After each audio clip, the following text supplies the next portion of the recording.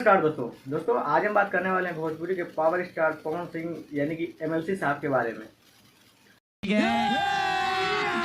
अभी मजा आएगा ना भिड़ो।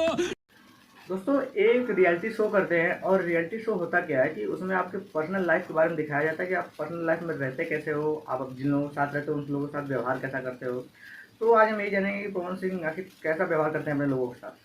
एक रियलिटी शो दिखाया जाता है भोजपुरिया बवाल, तो उसमें एक पवन सिंह की झलक दिखाई जाती है जिसमें पवन सिंह का जो चाबी होता है वो खो जाता है और वो अपने ड्राइवर को कैसे बहन की गाली देते हैं, माँ की गाली देते हैं। आप खुद सुनो।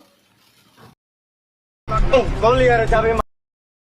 अपने पर्सनल लाइफ में अपने टीम के साथ, जिस टीम के साथ आप 24 घंटे रह रहे हो उसको गाली देना, मतलब कुछ लोग बोलते हैं रियलिटी शो है। भाई रियलिटी शो इसीलिए दिखाया जाता है कि आप पर्सनल लाइफ में रहते कैसे हो।